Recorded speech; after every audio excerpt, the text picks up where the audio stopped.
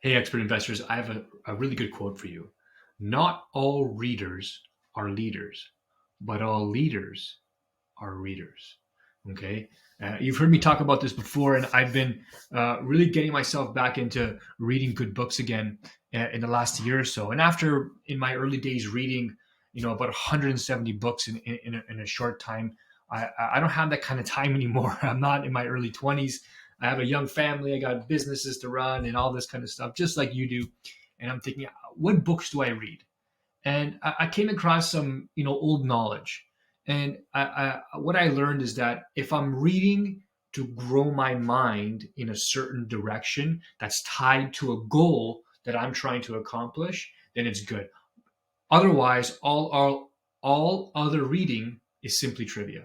And you might enjoy reading about space or dinosaurs or history, and that may be entertaining to you, and that's totally okay. I'm not judging. I'm just saying for those who are time strapped and have to fit in reading in 10, 15, 20-minute increments in a day, and that's all you get, and you're into business and entrepreneurship like I am, I'm saying read to feed your mind, read to feed your goals. Okay, read to feed your goals. So I've been on a journey for the past about 5 months to rebuild my body. Being a dad and a young dad and all this kind of stuff is kind of, I let my body go, and I'm really getting back in shape. I'm going to prove it to you guys real soon. But one of the things I've been doing is ice baths, and we'll talk about that another time. But this is a book that I read, What Doesn't Kill Us: How Freezing Water, Extreme Altitude, and Environmental Conditioning Will Renew Our Lost Evolutionary Strength. I'm not going to explain this book, but if you're into challenging yourself in your body and building that mental resiliency that you need, because this is not about physicality,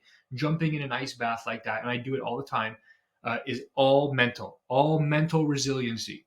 You're going to need that. And not only has it helped me physically, mentally, in a bunch of different ways, it's helped me in my business too, because building that resiliency makes me sit and think that if I'm going to set a goal, I'm going to do it. I'm not going to be lazy about it and keep putting it off. If I'm going to set it, I'm going to do it, or I'm not going to set it at all. So that's one of the things I learned, and we'll talk about that more in the future. Here's another one. I got 3 books for you I want to talk about. Perfect Week Formula. If any of you have read the book, The 80-20 Rule, 80-20 Principle, this is kind of, I think, an evolutionary step on that. Not that he references that or anything, Craig Ballantyne, but I know Craig fairly well. Good guy, smart guy. And the person he's talking to is someone like me, and I'm maybe someone like you too, an entrepreneur, lots of things going on, maybe lots of rental properties, maybe a job, or maybe other businesses, a family, and you're trying to juggle all these things, okay? And I think the tagline of the book says it well. Build your business around your life and not your life around your business. So he goes into some really cool strategies that you can very easily implement.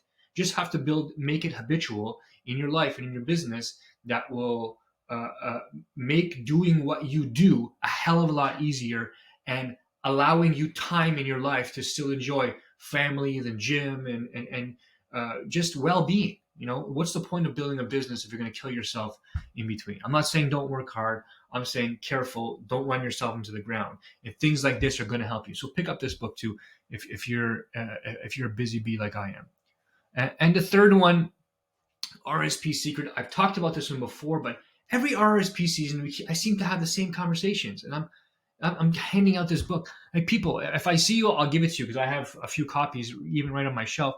It's a great book. If you're using an RSP, you need to know what it is and what it's not, especially what it's not, because people have all these assumptions about what it is, but nobody knows what it's not and what it actually doesn't do, right? And if you look at the history of people's RSP returns, you can tell that nobody knows what they're doing. Because if people did know what they're doing, they wouldn't be doing what they're doing, and they wouldn't have the crappy returns that they're getting.